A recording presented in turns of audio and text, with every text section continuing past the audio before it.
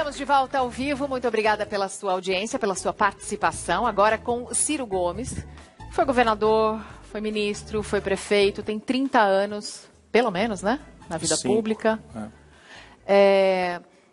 E a gente acabou de ver o Leonardo Pisciani, do PMDB, bastante otimista em relação ao governo Temer e ao futuro do partido dele. Se tiver alguma complicação, que se investigue e a pessoa se defenda.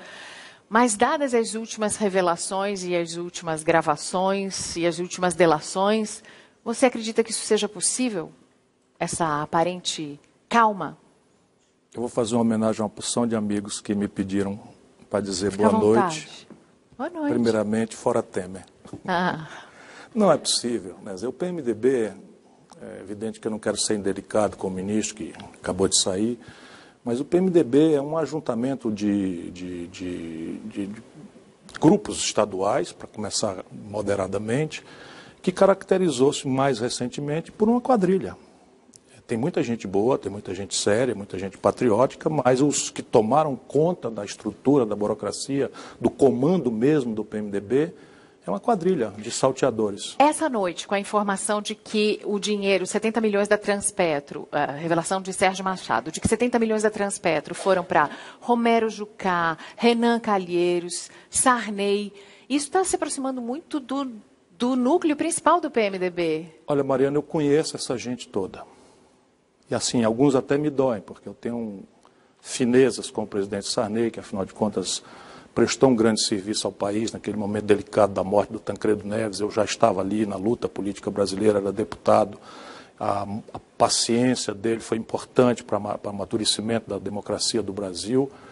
E, portanto, eu quero pelo menos ele ressalvar aqui, pela idade, pela saúde, por uma série de questões, porque foi miseravelmente manipulado pelo Sérgio Machado, consta que foi gravado no hospital. Isso é uma coisa que me dá nojo, mesmo sendo eu, como tenho que ser, um crítico azedo. Mas essa trempe, né, que o Michel Temer é o chefe, na verdade o testa de ferro, ele nunca foi chefe de nada, ele é homem do Eduardo Cunha, que por sua vez repartia com grandes traumas, né, o comando com essa outra ala do PMDB, que é o Renan, o Romero Jucá, Eunício Oliveira.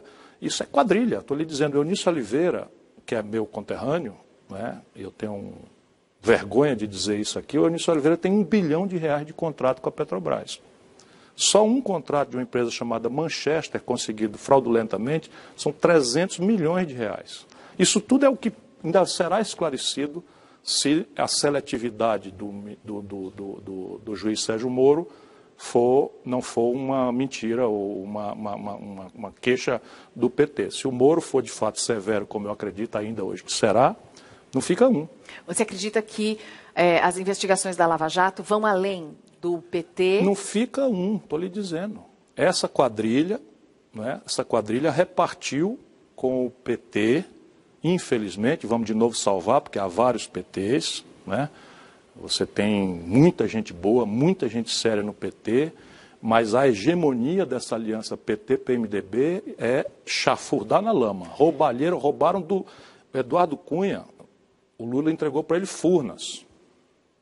Depois a Dilma entregou para ele uma vice-presidência da Caixa Econômica. Só numa propina, numa obra dessas do Rio de Janeiro, do Porto Maravilha, está provado já, do FGTS, 52 milhões de reais de propina para Eduardo Cunha. Ele circulou nas contas dele, já descobertas, fora as que não se descobriram ainda, 411 milhões de reais. Botou uns 20 milhões no bolso para a madame gastar com a Prada e com Louis Vuitton, Paris, Nova York, Londres, e o resto ele distribuiu com essa bandidagem toda, que hoje faz a maioria dele na Câmara. Você disse... Dói em mim bastante falar isso. Você disse aqui, Michel Temer é o capitão do golpe. É o capitão do golpe. Na verdade, ele é um homem de Cunha e não o contrário. Você disse isso aqui, e ainda assim, o impeachment seguiu... Ele me processou, sabia? O Eduardo Cunha ou o Michel Temer? Michel Temer. O Eduardo Cunha me processou porque eu chamei de ladrão, pura e simplesmente. E a juíza me absolveu, ele apelou para o Tribunal do Distrito e ao Supremo, e me absolveram, os três. Mas o Michel Temer, como bom canalha, não me processou por calúnia, me processou por dano moral. Porque na calúnia você tem direito de provar. E eu posso provar que ele é homem do Eduardo Cunha, e digo de novo, faça uma pesquisa, a imprensa brasileira, faça uma pesquisa da quantidade de medidas provisórias que ele, Michel Temer, como presidente da Câmara, entregou para o Eduardo Cunha relatar, e em quantas dessas o Eduardo Cunha enxertou emendas para atender interesses locais, particulares, na custa da propina. Por exemplo, o Grupo Libra botou dinheiro na conta da Madame. O Grupo Libra botou 591 mil reais na conta da Cláudia Cruz. Da Madame, exatamente. Ele nem para poupar a família, como um bom calhorda, né? Nem isso ele foi capaz de fazer. O Michel Temer tem um filho com 7 anos, e isso não necessariamente é ilegal, mas ele precisa explicar. O menino tem 2 milhões de reais de patrimônio imobiliário numa zona nobre de São Paulo. Registrado no cartório, 2 milhões de reais. Antecipação da herança. Ok, então prove a origem do dinheiro. Simples, né? Um imóvel que se valorizou muito. É possível. Não foi o que eu vi nada explicado. Mauro, perguntas do público para Ciro Gomes. As pessoas perguntam o seguinte, é notório que você pretende ser candidato a presidente da República, existe essa possibilidade de ser candidato à presidência da República em 2018. E aí, vários internautas perguntando o seguinte, como governar tendo um Congresso assim, como o nosso?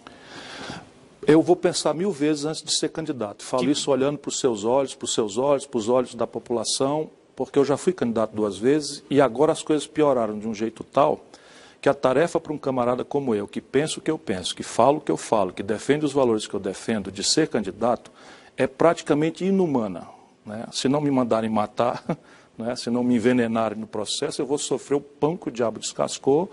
Naturalmente, não terão o que me chamar de ladrão, porque 36 anos, nem respondi nenhum inquérito, pode inventar um daqui para frente e eu enfrento eles. Cuidado com o seu cabeleireiro. Pois é, até careca eu sou. Né? Isso é uma mentira infame.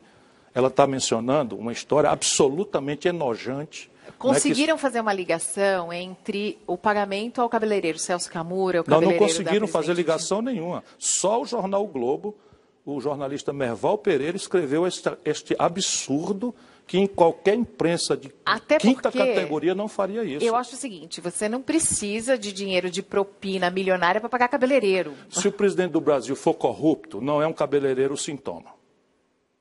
Se ele for corrupto, nem sequer, o que não quer dizer que não haja frouxidão moral. Eu sou muito azedamente crítico da frouxidão moral de um certo novorrichismo que tomou conta de um pedaço do PT.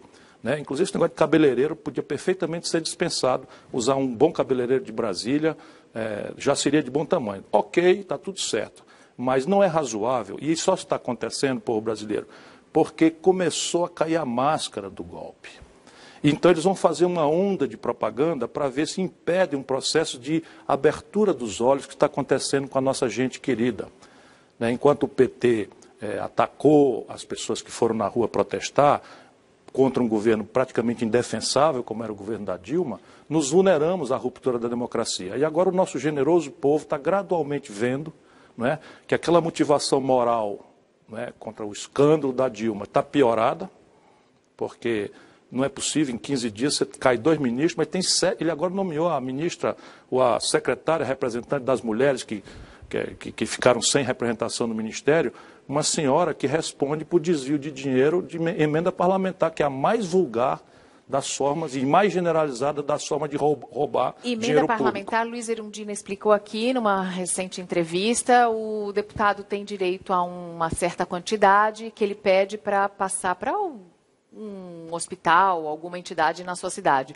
O jeito de se desviar dinheiro é, você tem uma ONG ou uma empresa que acaba devolvendo uma parte desses recursos. Esta senhora, ex-deputada do PMDB, claro, né, de um estado que eu não lembro agora o nome, está acusada pela Procuradoria da República, está respondendo ao processo. Então há um absoluto despudor do senhor Michel Temer então em se cercar de ladrões. Então tem o primeiro movimento, só terminar o raciocínio. O segundo movimento é a questão econômica. Eu quero nesse programa, se você me der a oportunidade, a gente ajudar o nosso povo a entender o que está no jogo de verdade. Você tem hoje, por exemplo, ontem à noite, anteontem de madrugada, a Câmara Federal, essa mesma que fez o impeachment da Dilma, que a gente assistiu aquele espetáculo, criou 14 mil cargos novos. e deu aumento para todos os grupos de salário que já são os mais altos do Brasil. Para os políticos, os próprios deputados se atribuíram um aumento gigantesco e no dia seguinte, quando se esperava que o Michel Temer desse alguma coerência, ele pediu um aplauso para a porque isso é o PMDB. Salvo as exceções, é a fisiologia, é o clientelismo, é a manipulação da máquina do Estado para encher o bucho de dinheiro roubado. Mas talvez uma parte da imprensa esteja percebendo agora que não acabou com a corrupção. Eu não sou dos tais que critica a imprensa em tese. Eu não faço isso. Eu acho que democracia, eu já te disse aqui, é um regime de conquista. E o grande remédio para a democracia, para a questão da mídia, é o controle remoto. Então, se a Globo quer manipular minha cabeça, eu desligo. Passo para a Rede TV, vou assistir o programa da Mariana Godoy, onde transitam todos os lados da política. Enfim. Todo mundo. Ao vivo. Falou, está falado. Falou, está falado. Agora, Ciro, você disse que vai pensar 1000 vezes antes de se candidatar. Então, qual é a opção? Por exemplo, alguém que vai fazer o quê? Vai pegar em armas? Repare bem, no Brasil hoje estão acontecendo coisas que em nações menos pacíficas, para dizer uma mistificação sociológica, porque tudo que falta é paz no meio do nosso povo. Ainda ontem mataram um garoto de 10 anos aqui, outro dia um policial, um coronel covarde, com mais 2 covardes, esganaram uma senhora, uma moça, em plena Avenida Paulista. Então, mas há uma lógica de pacifismo, ou de aparvalhamento, vamos optar aí, ou que o nosso povo está desconfiado, não sabe mais em quem acreditar, a sensação de que todo mundo é ladrão, todo mundo é pilantra, que não vale mais sequer acreditar na linguagem mesma da democracia que é a política. Em outros países, isso aí já era causa bastante para rolar uma mão de bala, sem dúvida. Sem dúvida. Estamos falando de coisa concreta. Falando de coisa concreta, esses caras querem destruir... E é motivo para uma intervenção? Por exemplo. Militar? Sim. Em nenhuma circunstância. Militar não tem nada a ver com isso. Militar é para cuidar das fronteiras do Brasil contra os nossos inimigos externos. Ponto. Talvez nossos inimigos externos estejam mais internos do que a gente pensa. Não, os inimigos externos, evidentemente, os potenciais inimigos externos estão agindo. O Michel Temer tem uma suspeição que ele não sequer comentou de que é colaborador da CIA, que é o órgão de inteligência norte-americano. Pelo menos saiu nesse escândalo do Wikileaks e esse jornalista, que não é propriamente um responsável, o Greenwald, Glenn Greenwald, um jornalista acusou e eu não vi sequer uma declaração. Ele Ciro, não rebateu. Principalmente com as gravações. É disso que se trata. É a Petrobras, é o petróleo. Nós acabamos de fazer 1 milhão de barris de pré-sal num dia. Seguindo esse raciocínio... Saiu esse... E o Calhorda, que que foi nomeado para alienar a Petrobras... Pedro Parente. Eu não quero nem porque era meu amigo, já vou perder outro aqui. Foi lá dizer, na hora da posse dele, que a Petrobras não tem sentido de ficar nem com a lei de partilha, que eu ajudei a fazer, que é muito moderada, que reserva 30% para se associar a Petrobras com os empreendedores internacionais, que nós não espancamos, e pior... disse que tem que ser revogada a legislação de conteúdo nacional. O Brasil tem um buraco em ciência e tecnologia, Mariana, de 7 bilhões de dólares em royalties. E um dos lugares que nós temos protagonismo global é em toda a cadeia petroquímica, onde nós podemos desenvolver uma coisa emancipadora da sociedade brasileira, por onde o nosso povo pode sair da pobreza, da miséria, e esses caras querem revogar isso. As riquezas do Brasil fiquem para os brasileiros, mas se as empresas que exploram essas riquezas são um lugar para... políticas de tomar lá da cá, não é melhor que elas sejam privatizadas? Em nenhuma circunstância. É melhor que a gente bote na cadeia quem fez errado. E pare de conversar fiado. Aliás, está na hora da justiça botar alguém na cadeia. Dos políticos, que eu estou falando. Porque os diretores da Petrobras estão um bocado na cadeia já. A propósito, Ciro, esse começo de governo Temer, principalmente com as gravações do Sérgio Machado, deu margem a uma narrativa de que o impeachment foi uma espécie de acordão para abafar a Operação Lava Jato. Você concorda com essa narrativa ou você acha que tem algo mais além disso? Mas tem... Eu vou pedir para colocar aqui no telão algumas das frases que saíram dessas gravações do Sérgio Machado, falando que tem que parar essa sangria, que tem que fazer... Eu sou do ramo, certo? Eu conheço eles todos. O Sérgio Machado eu conheço há 30 anos. O Sarney eu conheço há 35 anos. Eu era prefeito. O Sérgio Machado coordenou minha campanha de prefeito em Fortaleza. Eu conheço o Renan desde os movimentos do estudantil, da Uni, enfim. Conheço todos muito bem. E lá em Brasília, a gente sabe todo mundo quem rouba onde, como e como. Vive de segredo de polichinelo e a nossa grande mídia escolhe. as ocasiões, as oportunidades. Mas o impeachment teve fundamentalmente 3 motivos. O motivo dos políticos do senhor Michel Temer. Ele pensa que foi em favor dele. Não foi. O negócio foi contra a Dilma, né? Por um conjunto da obra. Ela não tem o cometimento de nenhum crime de responsabilidade. Por isso que essa forçação de barra agora, quando é possível que 1 ou 2 ou 5 senadores ponham a mão na cabeça, se lembrem da história, da democracia e não aceitem ir para a vala comum, né, dos golpistas corruptos que estão tomando conta do Brasil, na marra, ante uma omissão do nosso povo que, com razão, né, não gosta do que estava vendo acontecer no governo da Dilma. 3 motivos. O primeiro, parar a Lava Jato. Pode chamar como quiser, estancar a sangria, trocar o procurador-geral. Isso é o PT, é o Lula, é o PMDB e tal. Todos querem parar a Lava Jato urgente, porque do jeito que está o país vai ficar ingovernável, já estão falando em república dos juízes, etc, etc, etc. Esse é o motivo dos políticos. O segundo motivo já é estratégico, é da hegemonia do interesse financeiro, do rentismo no Brasil. Vamos ter clareza. Nesse momento, tudo o que nós temos que assistir, nós assistiremos, já começamos a assistir, não sem muitas mentiras e contradições do senhor Michel Temer, que é um fisiológico, um clientelista, que aplaudiu a criação de 14 mil cargos, aplaudiu um aumento para os salários grandes. Nesse momento era impensável que ele fizesse isso. Eu não Mas isto é ele. Mas o movimento na rua, fora, onde está o epicentro do poder real no Brasil, que são os bancos, as 10 mil famílias poderosas que ganham 600 bilhões de reais de juro por ano, daquele dinheiro que falta no posto de saúde, que falta para a polícia ser melhor remunerada, que falta na infraestrutura do país, que falta na educação, enfim, nos grandes e terríveis problemas da sociedade, do enfrentamento da zika, da chikungunya, da dengue, enfim, da malária na Amazônia. Enfim, todo o dinheiro que falta a pretexto de qualquer coisa, parece que só sobra para roubalheira e para pagar juro para banco. Este é a primeira razão orgânica do impeachment. O Brasil vira capa da Economist. Por quê? Porque os investidores lá fora põem o dinheiro aqui em dólar e ganham muito. Se eles deixassem o dinheiro deles no país deles, eles não ganhariam nada. Não ganhariam nada. Fica lá na cadeira de poupança deles, fica a mesma coisa depois de um ano. Um ano. Quando põe aqui no Brasil, depois de um ano eles tiram com 10%, 14%, 20%. Não, 14,25% o governo paga pelo o menor prêmio. Mas a média da nossa dívida vai para 25%, 27%, que é uma exorbitância. A gente remunera o dinheiro estrangeiro que vem para cá. Então o golpe tem esta razão. Vai para lá o meu amigo Henrique Meirelles com uma tarefa. Gerar excedentes a qualquer preço para garantir que esse serviço da dívida seja honrado.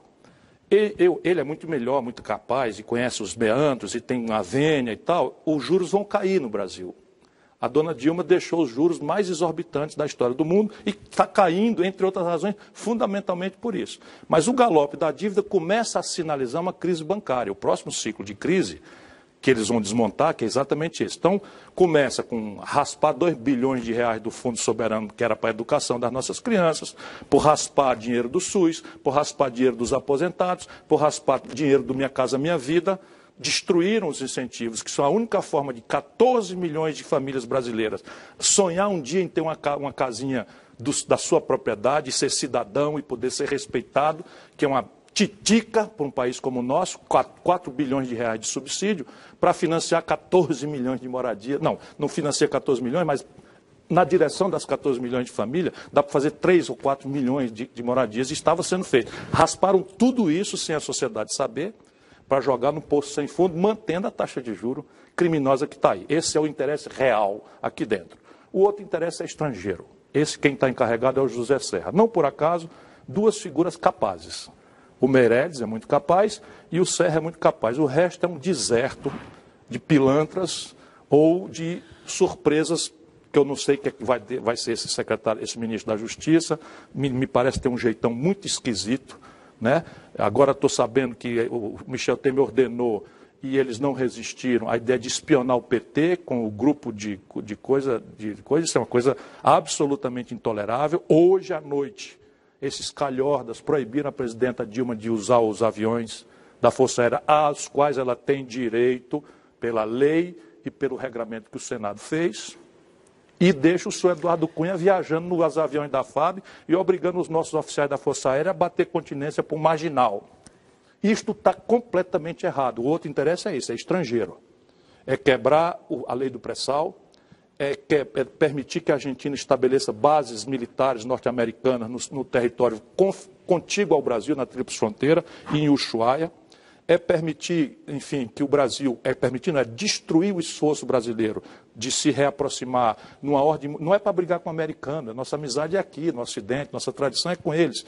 Mas o Brasil não pode mais voltar à década de 50 e nós começamos a agir. Criamos o Mercosul, eu ajudei a fazer, eles estão destruindo. Eu ajudei a fazer, a minha assinatura está no Tratado de Ouro Preto, por isso que eu estou indignado. Estão dilapidando assim em 15 dias. O Serra já esculhambou a OCDE, já esculhambou a OMS, já disse que a política brasileira de relações externas... Mas, como você disse, o Serra é competente. Sim, a competência a serviço do mal e da entrega do Brasil aos interesses estrangeiros. Mas não é uma competência para fazer a economia voltar a crescer, para fazer o país voltar a andar? Sabe qual é a chance da economia brasileira voltar a crescer com esse receituário? Zero. Aliás, a minha crítica ao governo Dilma era essa. Porque, repare bem, o que é que está acontecendo, Mariana? Quando você arrocha, por exemplo, a outra providência do Michel Temer, que ele não sabe de nada, ele está assinando lá sem saber de nada porque ele é um incapaz, só é um politiqueiro. Mas na hora que ele perceber o que é que está acontecendo, ele vai mentir para a Fiesp. Vem aí a CPMF. Anota aí o que eu estou lhe dizendo. Daqui 30, 60 dias, a CPM vai ser proposta. Mais um imposto. Mais um. Vem aumento da CID. Anota aí de novo que vai ter também. Tudo para passar no nariz do Paulo Scaff, da Fiesp, porque eles vão enganar, porque eles não são isso. E aí o que é que vem na prática? Eles estão fazendo uma pedalada fiscal que é obrigar o BNDES a antecipar em anos as parcelas que o BNDES deve para a União. Ou seja, uma antecipação de receita, que é o que se chama pedalada fiscal. Mas, na prática, estão tirando 100 bilhões de reais do BNDES, que é o último lugar onde a empresa brasileira se financia. O último lugar onde a empresa brasileira se financia, de alguma forma, é o BNDES. Já aos trancos e barrancos. Com 100 bilhões, eles fecham o BNDES, que é a intenção. Tirar o Brasil do alinhamento com os BRICS, que é a reunião do Brasil, Rússia, China, Índia e África do Sul. Isso permite criar um esforço de uma ordem internacional multipolar, não para a gente brigar com os americanos, volto a dizer, mas para a gente não agora ficar subordinado ao ditado estúpido do Fundo Monetário Internacional, que para financiar o Banco Mundial, as instituições de Bretton Woods, exige aquele receituário que agora eles mesmos estão escrevendo que é estúpido, que deu na crise de 2008. Pois bem, com os BRICS, com a CARF que já está funcionando, o Brasil, enfim, o mundo pode ter alternativas de financiamento e de experimentalismo institucional, de desenvolvimento. Vai chegar uma hora que a economia do mundo, o mercado, que o dinheiro vai ter que parar de remunerar dinheiro. Dinheiro remunerando dinheiro, dinheiro remunerando dinheiro. Tem alguém pagando essa conta. Isso está perto. Por isso que o Brasil vai acabar. Por isso que o Brasil é uma das bolas da vez, a próxima é a Venezuela, e não gosto em nada do regime da Venezuela. Não me confundam. Porém, saibam os brasileiros, a Venezuela dá para nós, brasileiros, por ano, 5 bilhões de dólares de superávit em nosso favor. Milhares de brasileiros ganham sua vida desse esforço superavitário, extraordinário que a Venezuela, em desfavor dela, dá em favor do Brasil, porque nós somos mais fortes, mais competitivos, temos indústria, eles não têm. E o petróleo agora despencou de preço e eles não têm mais nem como se sustentar. Portanto, não me confundam. Mas se o interesse nacional é as contas brasileiras sadias, a Venezuela é um dos nossos principais parceiros no mundo. E esse calhorda, né, já fez uma agressão que fez o embaixador da Venezuela ir embora do Brasil. E diz que agora acabou o negócio de tratar países do mundo com interesses ideológicos. Quem é que está tratando o país com interesse ideológico? É quem fazia o Brasil ganhar 5 bilhões de dólares de superávit ou quem hostiliza o principal parceiro sob o ponto de vista econômico? E o segundo parceiro é a Argentina, no Mercosul, também sob estresse. É isso que está em jogo, turma boa. Eu não gostava nem um pingo do governo da Dilma, nem um pingo mesmo. Mas ela foi eleita pela maioria do povo brasileiro. Você quer que ela volte? Eu quero que ela volte por uma razão e somente uma. E uma esperança. Ela foi eleita pelo povo brasileiro. Amanhã... Se ela voltar, vai ser um desastre. Não, não vai ser um desastre. Ela só volta se ela se comprometer a consertar os gravíssimos erros que cometeu. Ou se ela se comprometer a chamar novas eleições e pronto, botar alguém... Eu não defendo nada fora da legalidade. Sabe, eu tenho horror porque eu me vejo um dia assumindo uma responsabilidade dessa natureza com um país como o nosso, nesses constrangimentos poderosos. Em 64, que foi ontem, os norte-americanos estacionaram um porta-aviões ao longo da costa brasileira no Rio de Janeiro. Isso são documentos oficiais liberados hoje. O que eles estão fazendo hoje? Nós vamos esperar 40 anos para saber que eles estão financiando determinados grupos políticos. O Michel Temer tem que responder. Eu vou processá-lo. Assim que terminar o procedimento de impeachment, eu vou processá-lo por duas coisas. Vou pedir o impeachment dele e vou processá-lo por alta traição. Porque se for verdade que esse calhorda serviu de informante de informações sensíveis do Brasil para um órgão de inteligência estrangeiro, ele é traidor da pátria. Está no Wikileaks, os documentos do Wikileaks são documentos que foram vazados pelo Edward Snowden. Esses documentos têm algumas transcrições de telegramas. Edward Snowden trabalhava na NSA, que é o órgão de inteligência secreto mais do que a CIA dos Estados Unidos. Mais do que a CIA, a NSA é a National Security Agency, a Agência Nacional de Segurança Americana. Ele não gostava muito do que ele via no trabalho dele e resolveu abrir para o mundo. Grampearam a Dilma. Grampearam a presidente Dilma Rousseff. Aliás, depois de ser presidente do Brasil, que você não gosta, que eu também acho que fez um mau governo, mas a nossa presidente foi grampeada por uma potência estrangeira. Depois de ser grampeada, ainda assim ela não usava celular com nenhum tipo de codificação. Edward Snowden saiu dos Estados Unidos, foi para outros países, vive escondido, não pode voltar na Rússia. Não pode voltar para os Estados Unidos, senão ele vai ser preso. E o Glenn Greenwald, que é também um jornalista que teve acesso ao Edward Snowden, mora no Brasil e é correspondente estrangeiro aqui, publicou esses documentos que mostram que algumas conversas do Michel Temer com o embaixador americano. É isto. Então o povo brasileiro precisa saber e ele precisa se explicar. Porque conversar com o embaixador americano é normal. A questão é basicamente saber se isso foi republicano ou não. Né? Nessas conversas tinham sugestões de que... Nessas conversas ele falava como aliado do PT e sugeria que o governo deveria ser retirado. Simples assim. O atual presidente golpista do Brasil conversando com a espionagem norte-americana sobre como os brasileiros devemos organizar nosso destino. Te alui, meu irmão. Qual seria a base do seu pedido de impeachment contra o Michel Temer? O pedido de impeachment é, se consumar, o mesmo que eles fizeram com a Dilma. Porque repare bem, como é que estes senhores vão derrubar um governo que teve 54 milhões de votos a pretexto de que ela antecipou contas ao Banco do Brasil, quer dizer, mandou o Banco do Brasil pagar contas antecipadas do crédito rural, mandou a Caixa Econômica pagar antecipadamente contas do Bolsa Família e depois pagou as contas com o dinheiro que era para ser dado antes. Isso é o que se chama pedalagem fiscal. O Michel Temer fez todas iguais. Então, se o Senado, os senhores senadores, que eu espero muito que uma parte deles caia em si, sabe, caia em si, põe a sua vida na história. Quer dizer, um homem como Cristóvão Buarque, um homem como Riguf, que é um jovem que tem tudo pela frente. Eu não espero nada de certas figuras como Romero Jucá, que foi líder do governo Fernando Henrique, líder do governo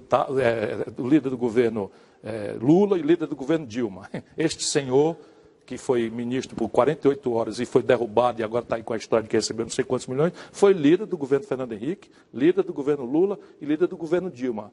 Não é possível que o brasileiro tenha perdido as vísceras. Né? Em quem mais você acredita no Senado?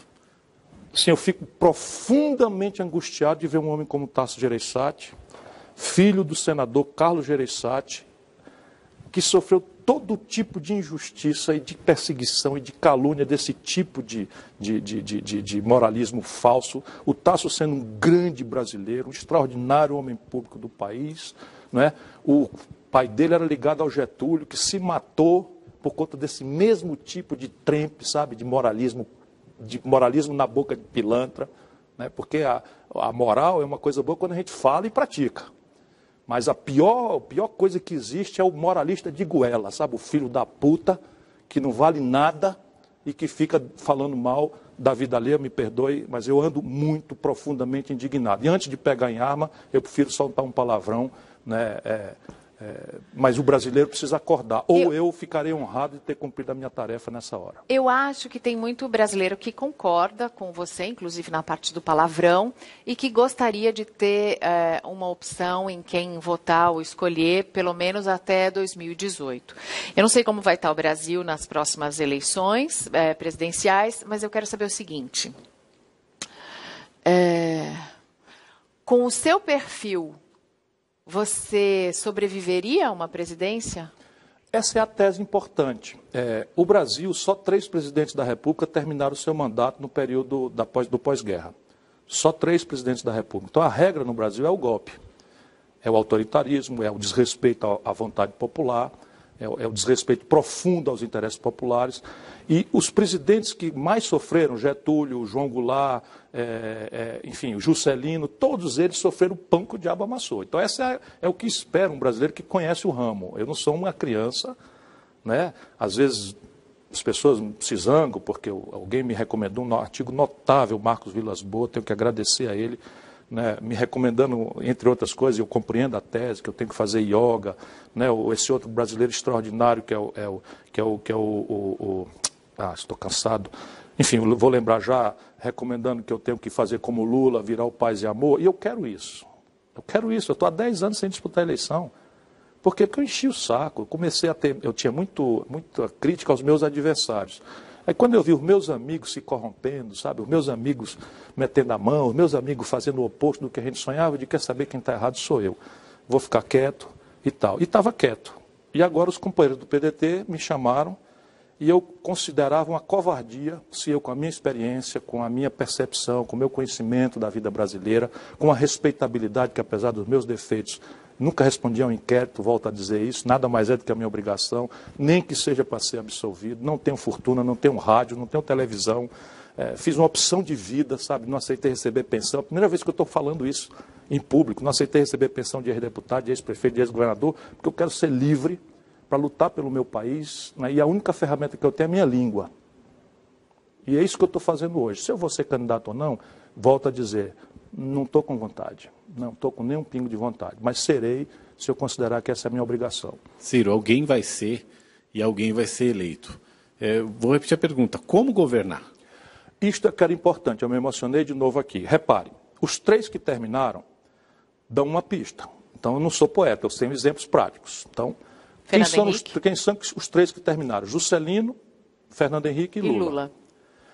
O Lula, enfim, o que é que tem de traço em comum? São 2 características, 2 habilidades, 2 manhas, ou 2 elementos da ciência política brasileira que nos permitem superar a lógica de impasse do presidencialismo. Está aí, a Dilma propôs um déficit de 90 bilhões, o Congresso travou, veio o Michel Temer em 48 horas, propôs um déficit de 170, falso, e o Congresso aprovou de madrugada. Esse de 170 bilhões era para acomodar esses aumentos todos que vieram e talvez os 14 mil cargos. Sim, e mais a propaganda para dizer que recebeu uma herança maldita e tal. O Pisciani não mencionou a palavra Dilma nenhuma vez aqui. Não é possível que as providências todas de fazer uma segurança muito bem planejada, as obras todas, 95%, 97%, 98%, foi o Michel Temer com 20 dias. O projeto de transposição de São Francisco, um sonho centenário do Nordeste, está quase pronto. Enfim, a Belo Monte, uma das mais impressionantes obras de geração, ficou pronta. O governo Dilma é porque é um desastre também de comunicação. Mas, e se desconstituiu porque mentiu na campanha, porque não administrou bem a economia, foi querer administrar com a receita dos outros, acusou a AES de fazer uma coisa que ela própria foi fazer. E tentou fazer, nem isso não conseguiu. Não, pelo contrário, agravou profundamente. Então, Por tudo como é que isso se ela governa? não pode voltar. Ela não pode voltar, Vamos falar Ciro. sobre isso num ponto. Daqui a pouco, claro que pode. Ela foi eleita. Ela foi eleita, Para mim, mas ela não conseguiu tudo nem na minha vida eu devo ao povo brasileiro. A partir do povo do Ceará e a partir do povo de Sobral. Então, para mim é o seguinte, quem manda é o povo. Se o povo vota bem, ganha de volta o bem que votou. Se o povo vota mal, o povo ganha uma boa lição de não votar mais mal. Isso é o sagrado. Por quê? Porque eu sei que a história brasileira marca o golpe. Se ela volta, ela não consegue governar de novo? Você acha que ela teria condições de ter um governo de coalizão? Porque ela não fez as 2 coisas que quem tem êxito faz. Primeiro, a rua. Fernando Henrique governou bem no primeiro mandato porque tinha a rua. E fez uma política com os governadores, que é a outra ferramenta. Então, no Brasil, o impasse e a regra, o impasse é a regra, e o golpe e o autoritarismo são a regra. A exceção é o governo que termina. Quer dizer que termina sem dificuldade? Não. O Juscelino sofreu atentado à vida dele, sofreu uns 4 tentativas de golpe de Estado, mas não perdeu a rua e consolidou uma política de governadores. Só para você ter uma ideia, a UDN, que fazia os golpes no atacado, os governadores Virgílio Távora no Ceará, Sarney no Maranhão, Antônio Carlos Magalhães na Bahia, todos da UDN apoiavam o governo do PSD numa coisa absolutamente contraditória. Por quê? Porque o Juscelino fez o jogo. A Dilma assistiu o Rio Grande do Sul ser destruído financeiramente, assistiu o Rio de Janeiro ser destruído financeiramente. Os dois estados do PMDB. Assistiu Minas Gerais ser destruído financeiramente, tudo obra pensada claramente pelo Fernando Henrique, que sabia claramente de onde é que viria a contestação a um projeto longevo de poder que todos aqui de São Paulo têm, o Lula também tinha, esse mesmo projeto. O grande problema do PT é imitar o PSDB, sendo que o PSDB é orgânico, a plutocracia global e local, e o Lula é um novo rico que alimentou a ilusão de ser Deus. Estou muito irritado porque ele é o responsável por ter botado essa canalha na linha de sucessão do meu país. Você participou do Foro de São Paulo, do primeiro? Eu fui lá algumas vezes, vitei, mas eu não acredito naquilo. Não acredito naquilo, uma baboseira geral. Percebe? Isso é um esquerdismo infantil que já dizia o Lenin, é a doença do comunismo. Sabe, o esquerdismo é a doença infantil do comunismo. Lenin, não foi nenhum reacionário que falou isso, não. Ciro, queria a tua opinião sobre reforma política e reforma da Previdência. Dá para mexer na caixa preta do Judiciário? Inclui. Vamos com calma, né? Peraí, o Judiciário acho que merece uma reflexão à parte. Você me cobra já já. Sim. A Previdência Social brasileira, para a gente ajudar o nosso povo a entender o assunto, ela será um problema grave e, portanto, precisamos tratá-la enquanto é tempo. Estourou uma lâmpada aí. E eu vou tentar explicar rapidamente, quanto possível, esse problema. Mas hoje, o brasileiro precisa saber, hoje, se você pegar todas as receitas que estão legalmente criadas para financiar a Previdência, vamos lá, contribuição social sobre o lucro líquido, pô, vamos nem ouvir falar, CSSL, PIS/COFINS, contribuições previdenciárias, etc. Se você juntar isso aqui, a Previdência é mais que se paga. Portanto, neste momento, é mentira que o Fernando Henrique fez, que o Lula fez, que a Dilma fez, de que a Previdência está em déficit. Não está. Quem está em déficit é o país. Né? Dado que a Previdência tem receitas vinculadas. Vou terminar. Porém, o Brasil, quando montou esse regime, tinha 6 garotos ocupados trabalhando para financiar um aposentado com 60 anos de expectativa de vida. Hoje, 1,6 a brasileiro está trabalhando por uma expectativa de 70. Então, nós precisamos desarmar essa bomba. A questão da política, esqueça. Não há como se fazer reforma política. Como? A institucionalidade em vigor gera a representação que temos. E essa representação que temos tem um monopólio da lei que organiza. Só um presidente muito forte, que conheça o ramo e que seja capaz de mobilizar a população em plebiscitos e referendos, quebra essa castanha. E não precisa ser para agora. Você diminui o conflito, pondo para vigorar daqui 2 eleições, 3 eleições, 4 eleições.